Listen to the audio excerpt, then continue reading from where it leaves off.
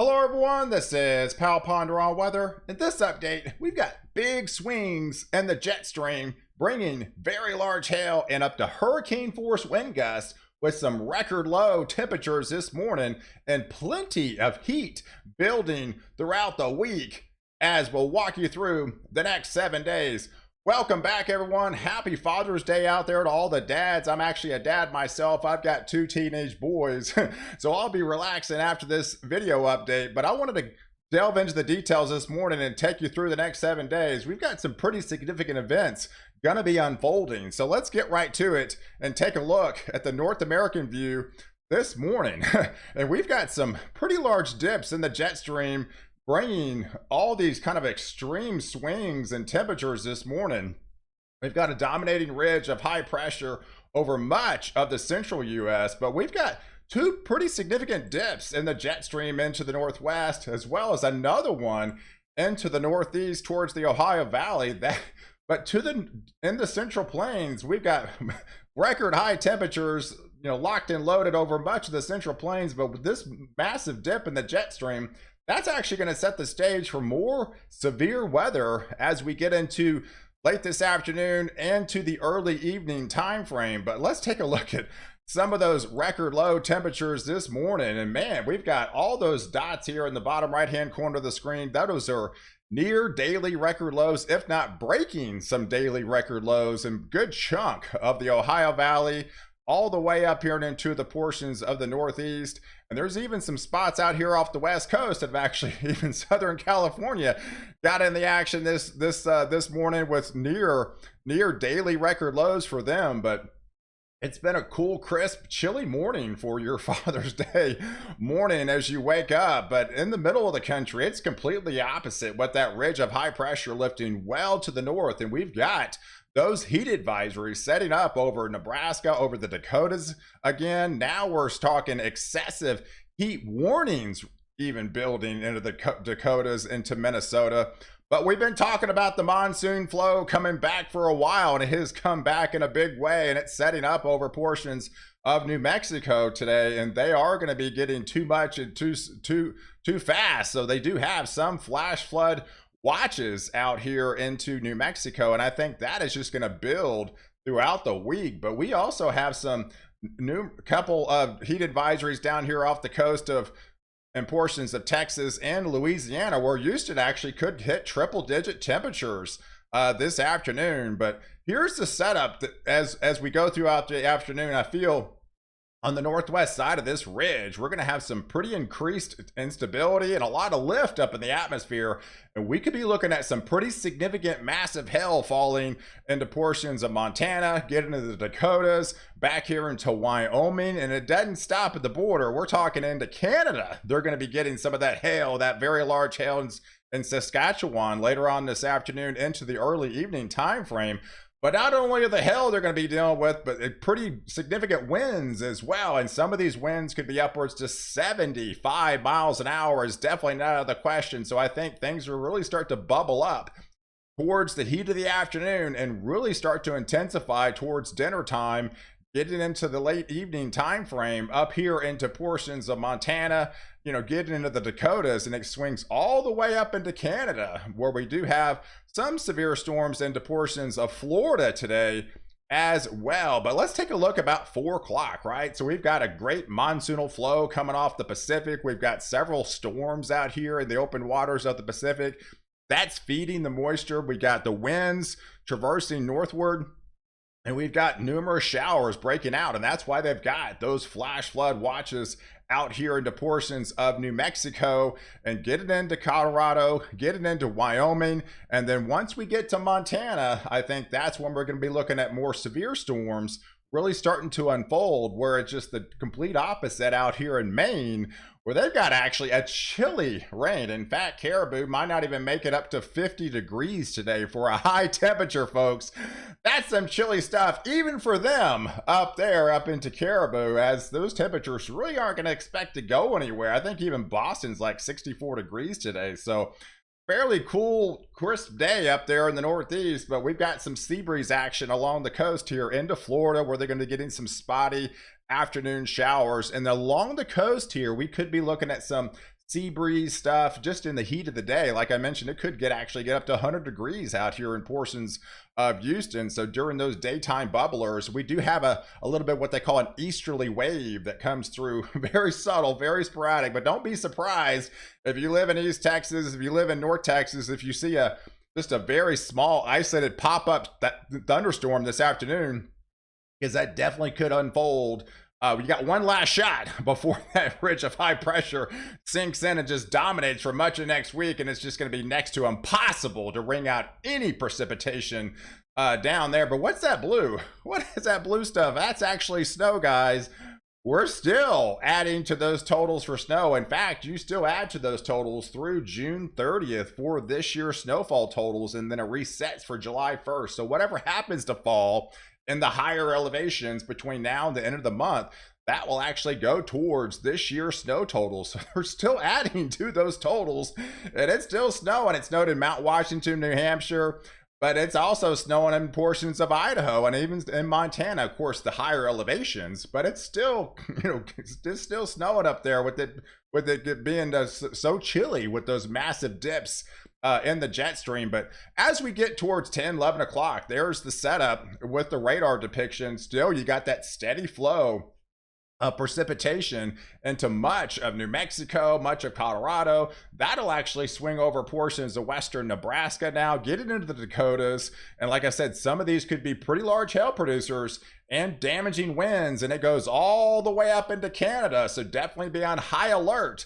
As we could be looking at some pretty significant hail. We're talking golf ball, we're talking ping pong, up to tennis ball size hail with this atmosphere.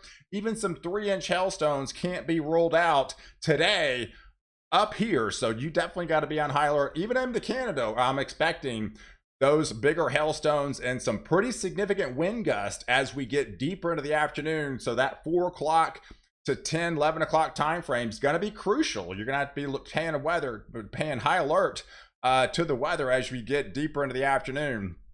But as we transfer into tomorrow, that severe threat shifts a little bit further off to the east as that ridge of that dominating sinking high pressure ridge, you can tell where it's at. Much of Texas, much over the southeast as those ridge riders form on the north side of there. So yes, we could be looking at some more severe storms kind of breaking out into the parts of the Dakotas. Now that'll fishtail over into portions of Minnesota. We just have, again, some of that kind of sea breeze action down here just along the coast as you heat up and kind of these little bubblers throughout the afternoon. But as you get into Tuesday, you can look at the difference in the jet stream, right? We don't get those massive dips any longer, but we do have those subtle kinks in the hose up here into portions of the Dakotas, getting into Minnesota, and just on the south of there, riding along that ridge, we could be looking at more storms setting up. But where's the ridge of high pressure? Boom, right here. I mean, look at that. It sticks out like a sore thumb with all that sinking and subsidence air that we're going to be unfolding as the ridge, as the dominating high pressure, as your first day of summer officially will really start to take hold and start to expand and encompass a huge chunk of the U.S. as we get deeper into next week. So it's a lot of heat that's going to be on the table. But yeah, as we get into your, say Tuesday, Wednesday time frame, there's the setup. So on Tuesday, late Tuesday, going into late Tuesday night, Wednesday morning, we could be looking at a fairly significant squall line kind of breaking out just on the north side of that ridge. So if you live in Iowa, essentially probably far northwestern Illinois, getting into northern Missouri, we could be looking at some pretty significant storms. Even though it's a marginal risk night now, I think this is actually going to be bumped up as we get closer to the event. So we got some big hail producers today, and then it really start to swing down a little bit further south as that ridge will start to sink a little bit further south and really kind of expand as we get into your Tuesday. And there's your Wednesday setup. Yeah, you can look at all the deepening red starting to take shape over Oklahoma, Texas, Louisiana, Arkansas, much of the southeast is really going to be getting into the action. This is going to be dangerous stuff this week, guys. So heat is nothing to play with. I mean, you got to take all precautions necessary and stay out of the heat, get all your errands done earlier in the morning and then later on in the afternoon. Be sure to take care of all the pets, make sure they're inside, and be sure to walk them way early and walk them way late.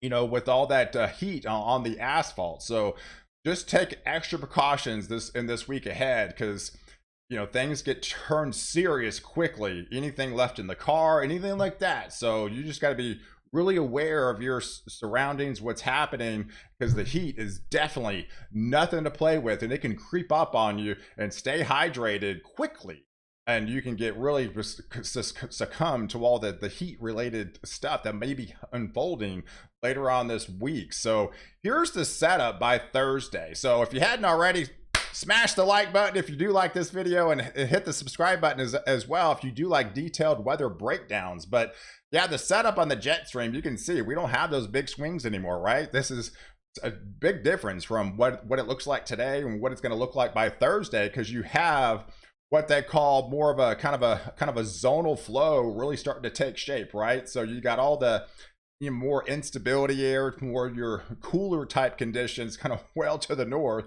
You've actually got a little coastal low that we've been talking about yesterday that's going to be forming with that developing trough and digging down off the southeast coast that may bring some rain showers off the east coast. And then boom, you got the ridge of high pressure much underneath, really starting to expand and starting to really deepen, as we get deeper throughout the week. But there's the surface map by Friday with that low pressure system hanging off the East Coast. So we could be looking at some thunderstorm action in the portions of the Carolinas, getting into Virginia, maybe West Virginia, where this, this coastal low, it doesn't appear that it turns anything tropical type nature, but it is going to be more of a coastal low that's going to be hanging out and bringing some of those rain showers, especially along the coastal regions, as we get into your Friday, going into next weekend.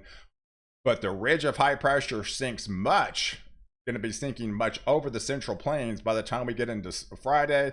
And by Saturday, the heat just really intensifies over much of the southern plains. I mean, yes, we're talking plenty of triple digits is going to be on the table underneath that dominating ridge of high pressure. And there's some of the preliminary high temperatures by the time we get into Saturday, folks. This is dangerous stuff. We're expecting numerous heat advisories down here.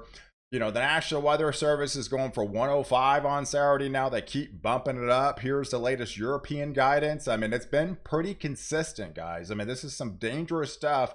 105, 106s, 109s, 10 yeah, so all the way down into, this is, they haven't really seen much rain at all in the last couple of weeks, and you got this a lot of sinking high pressure, and this high pressure is just going to be locked over Oklahoma into Texas. And yeah, those temperatures, not record temperatures, because we had that massive breakout into the 1980 down here in this time frame. So these records are plenty high for this time of year because of that 1980 outbreak of heat. But either way, this is some pretty intense stuff is going to be on the table, and you got to take this very seriously as we get deeper, not only throughout the week, but especially into next weekend down here into Oklahoma and Texas, Arkansas, Louisiana, because we've got excessive heat. The excessive heat is going to be high. This whole area, these deepening darker reds, this whole area of Texas and much of the southeast and much of along the southern plains here, Louisiana, those are under that high risk category for excessive heat.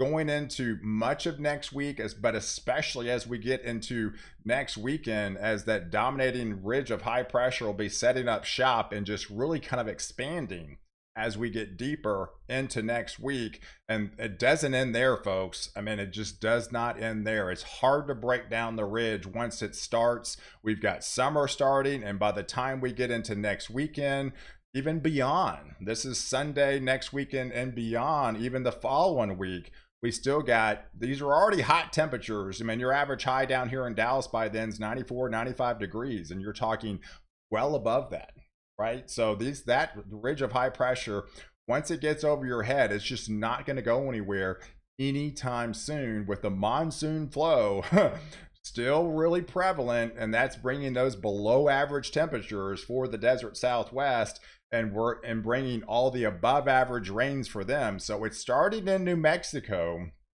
but I do feel that'll continue bring some pretty good rains in New Mexico into Colorado. But as we get into the following week, with that ridge of high pressure really starting to dominating, that'll actually push some of the rains, and even some of the maybe higher rains going into portions of Arizona now, where they're going to be kind of on the cusp of that monsoonal flow. I think you'll be more in line, not this week, but the following week, with that monsoonal flow into much of Arizona and much of Utah by then. So, but let's take a look at the snow, right? So what I talked about, we still got adding those to those totals. So here's actually your snow amounts, some snow totals that are still going to be falling. Granted, this is in the higher elevations, right? But it's still snowing for this time of year up into Idaho and to Montana. There's going to be sporadic snow showers into Wyoming, could even filter into the higher elevations of Utah. So whatever falls between now and the end of June will be adding to those seasonal snowfall totals that took place over winter. And then everything will reset again going into the following winter towards, July 1st, whatever happens to fall, which typically there's not much by then at all, anywhere, regardless of elevations or not. We'll go towards the following year's snowfall totals. But let's take a look at the rain amounts on the North American view. So I really kind of expanded this out to kind of show you what's happening. You got the prevalent monsoon flow happening here. We got flash flood watches down here in New Mexico, well above average rains entering the picture. This is between now and this weekend coming up. I guess, between now and Sunday, right? So most of the rains are going to be over New Mexico and over portions of Colorado, but I feel the following week, the heavier rains will shift towards Arizona and Utah with that monsoonal flow. So you can see much of where all the white is. That's where your dominating ridge of high pressure is going to be hanging out for most of the week. And then you got that coastal low hanging out off the southeast. You got sea breeze action down here in Florida. Then of course you got these ridge riders to the north in Montana, up here into Canada, bringing those above average rains, and that'll swing down to Minnesota and getting down into Iowa and far portions of Wisconsin. And then you still have along the other side of that ridge, up here into the northeast, down here across into portions off the east coast, will bring some of those elevated rains as well, just on the northern side of that ridge. So hey, I appreciate you guys watching. Do like this video, definitely leave your comments below, and don't forget to subscribe to my channel to catch the latest update where I protect you before and